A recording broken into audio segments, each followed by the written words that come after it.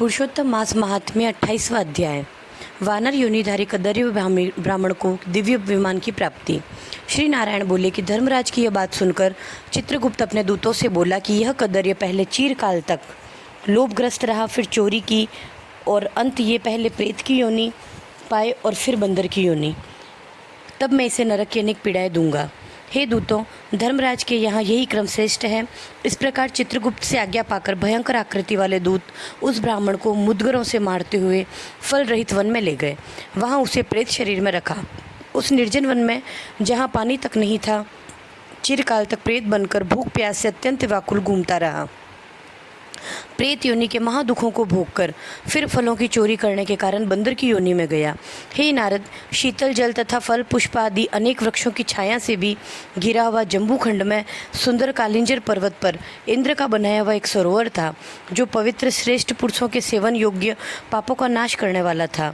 वह देव दुर्लभ मृग तीर्थ नाम से विख्यात था।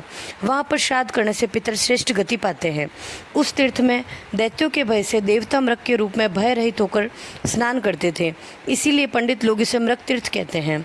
वहीं वह कदर्य मनुष्य शरीर पाकर फल की चोरी के पाप से बंदर हुआ था। नारद जी बोले कि तीनों लोगों को पवित्र करने वाला ऐसा मृग तीर्थ इस महापापी दुष्ट बंदर को कैसे मिला। हे नाथ, मेरे मन का ये संशय दूर करो, क्योंकि आप जैसे महात्मा अपने शिष्यों से कुछ भी छिपाए नहीं रखते हैं। सूत जी बोले कि हे ब्रह्मर्षियों, इस प्रकार नारद जी के पूछने पर तपोनिधि नारायण उनका सत्कार करते हुए अति प्रसन्न होकर बोले। श्री नारायण ने बोला कि चित्रकुंडल नाम का एक धनाढ्य वैश्य था। उसकी तारका नाम की एक परम सुंदरी पतिव्रता स्त्री थी। दोनों ने पवित्र पुरुषोत्तम का व्रत किया। पुरुषोत्तम मास के बीतने पर जब अंतिम दिन आया तो चित्रकुंडल ने सपत्नीक श्रद्धा भक्ति से उद्यापन किया। उद्यापन विधि करने के लिए वेद वेदांग के जानने वाले सुचरित ब्राह्मणों को सपत्नीक आमंत्रित किया। हे नारद जी, वहाँ धन के लोभ से कदर्य ब्राह्मण भी पहुँच गया। उद्यापन विधि पूर्ण होने पर चित्रकुंडल वैश्य ने सपत्नीक ब्राह्मणों को बहुत सा दान देकर अत्यंत प्रसन्न किया। उन सबको प्रसन्न कर अन्य ब्राह्मणों को भूयसी दक्षिणाएं दी। उनकी दी हुई भूयसी दक्षिणा से दूसरे ब्राह्मण संतुष्ट हो अपने अपने घर पर चले गए, किंतु अत्यंत लोभी कदर्य रोता हुआ चित्रकुंडल के आगे खड़ा हो गया और विनयपूर्वक गदगद वाणी से बोला कि हे वैश्यराज चित्रकुंडल, आपने जैसा पुरुषोत्तम मास का व्रत विधि विधान से किया है, वैसा आज तक कहीं भी किसी ने नहीं किया। आज आप कृतार्थ हो गए। आप सब प्रकार से भाग्यवान हो जो आपने अत्यंत भक्ति से पुरुषोत्तम व्रत किया। आपके पिता और माता धन्य हैं जिन्होंने आप जैसे हरि भक्त पुत्र को उत्पन्न किया। यह पुरुषोत्तम मास धन्य से भी बढ़कर धन्य है, जिसके सेवन से इस लोक और परलोक का फल प्राप्त होता है। हे वैश्य, आपकी इस महान पूजा को देखकर मैं चकित हो गया। अहो, निसंदेह आपने महान कार्य किया है और अन्य ब्राह्मणों को भी बड़े ही आनंद से भूयसी धन दान दिया है। हे दाता, आप मुझ भाग्यहीन को क्यों नहीं देते।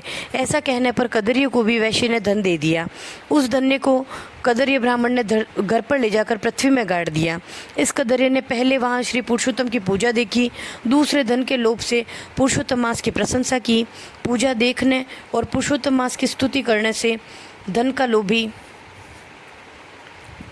का लोभी कदर्य मृग तीर्थ को प्राप्त हुआ। सूत जी बोले कि दर्शन और स्तुति करने से दुष्ट कदर्य ब्राह्मण को वानर की योनि में श्रेष्ठ तीर्थ का वास मिला। हे द्विजों, जो मनुष्य श्रद्धा से पुरुषोत्तम का व्रत तथा पत्नी सहित दर्शन एवं स्तुति करते हैं, उनके पुण्य का कहना ही क्या है। नारद जी बोले कि हे ब्राह्मण, अब यह बताइए कि उस वन में जहाँ श्रेष्ठ शीतल जल था, घने छाया वाले फल फूलों से युक्त मनोहर वृक्ष थे, उनसे शोभित उस वन में रहने का क्या कारण था। श्री नारायण बोले कि हे नारद जी, तुम्हें सुनने की इच्छा है तो मैं अवश्य कहता हूँ, सुनो। इसमें कुछ कारण है जिसके सुनने से पाप नष्ट हो जाते हैं। सभी अर्थों के फल को देने वाले रामचंद्र जी जब समुद्र में सेतु बनाकर रावण को मारने गए तो रामचंद्र जी ने विभीषण को छोड़कर सभी राक्षसों को मार डाला। इसके पश्चात अग्नि में शुद्ध कर जानकी को अंगीकार किया। तब रावण के मरने से प्रसन्न हो ब्रह्मा, शिव, इंद्र आदि देवताओं से कहा कि हे रामचंद्र जी, आप वरदान मांगे।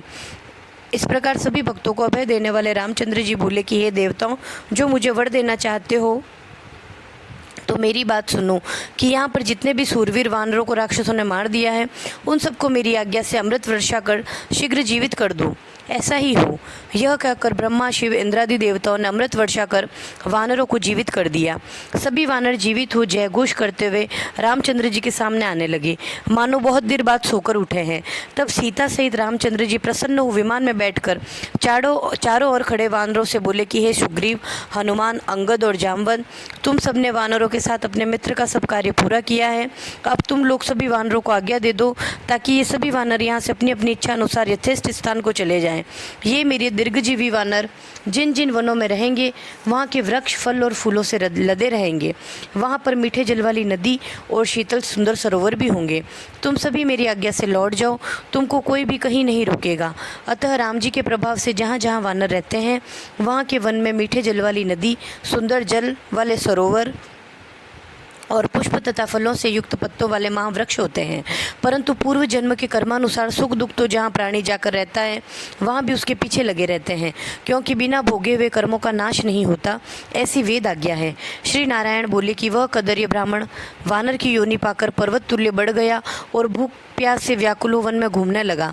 उसके मुख में जन्म से पित्त के प्रकोप से घाव हो गया था।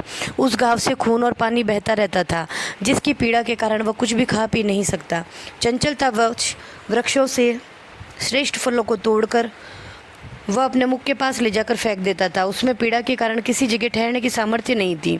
एक वृक्ष से दूसरे वृक्ष पर जाता और सोचता कि मेरी मृत्यु हो जाए तो अच्छा है। एक समय वह वृक्ष से पृथ्वी पर गिर पड़ा और अत्यंत दुखी हो विलाप करने लगा। अंग भंग हो जाने से वह ऐसे तड़पता था जैसे जल के बिना मछली। इस प्रकार भूखा प्यासा गिरता पड़ता तड़फड़ाता रहता। उसके घाव से पीड़ित होने से सब दांत भी टूटकर गिर गए थे। पूर्व जन्म में किए हुए पापों के कारण उसको अनेक दुख भोगने पड़े। इस प्रकार नित्य निराहार रहते हुए देव योग से पुरुषोत्तम मास आया। इस मास में भी वह उसी प्रकार शीत और वायु आदि से पीड़ित रहा। एक बार कृष्ण पक्ष में घने वन में घूमता हुआ प्यासा होने पर भी वह कुंड के निकट पहुंचकर पानी ना पी सका। भूखा होने पर भी चपलता से वृक्ष पर चढ़ गया। एक वृक्ष से दूसरे वृक्ष पर जाते समय वह सरोवर के किनारे पर फिर गिर गया। बहुत दिनों का निराहारी होने से दुर्बल व जर्जर शरीर होने से शिथिल हो गया। इस प्रकार पुरुषोत्तम मास की आखिरी 10वीं से 4 दिन तक उस वानर को कुंड के किनारे लुढ़कते हुए बीत गए। 5वें दिन दोपहर को उस तीर्थ कुंड में तड़पते हुए गिर जाने से वह जल के स्नान मात्र से उस वानर ने प्राण छोड़ दिए। कुंड में शरीर त्यागने पर पाप रहित हो उसने तत्काल सुंदर आभूषणों से युक्त हो दिव्य शरीर धारण किया, जो नील कमल के समान श्याम वर्ण, करोड़ों कामदेव के समान सुंदर, चमकते हुए रत्नों का मुकुट, सुंदर मकराकृत कुंडल पहने, पवित्र पीताम्बर, कटी में रत्न जड़ित मेखला, बाजूबंद, कंकण, अंगूठी और हार से शोभित तथा नीले टेढ़े चिकने वालों से शोभित हुआ। उसी समय वहाँ एक वैष्णव विमान आया, जिसमें भेरी, मृदंग, नगाड़ा, वेणु, वीणा आदि बज रहे थे। अप्सराएं नाच रही थी, गंधर्व और किन्नर गा रहे थे। इस प्रकार दिव्य शरीरधारी वह महाभाग बानर उस दिव्य विमान को देखकर अत्यंत आश्चर्य में पड़ गया और बोला कि मुझ जैसे महापापी को यह विमान का सुख कैसे प्राप्त हुआ? यह तो अत्यंत पुण्यवान लोगों के योग्य है। इसके पश्चात चंद्रमा के समान कांतिवान एक अप्सरा उसके ऊपर छत्र लगाकर खड़ी हो गई। 2 अप्सराएं बड़े आनंद से दोनों ओर चवर ढुराने लगी। कोई हाथ में पान लेकर खड़ी हो गई, कोई उसके सामने नाचने लगी, कोई गंगा जल से भरी सोने की जारी हाथ में लेकर खड़ी हो गई, कुछ हाथ में हाथ दिए उसके सामने गाने बजाने लगी। ऐसा ऐश्वर्य देखकर वह चित्रलिखित सा हो गया। मुझ दुष्ट बुद्धि पापी के लिए यह सब क्या है? मैंने तो कुछ भी सुकृत नहीं किए जो मैं हरि भगवान के लोक को पा सकूं। श्री नारायण बोले कि ऐसा सोचते सोचते वह देवलोक से आए उस दिव्य विमान को देखकर आश्चर्य में पड़ गया।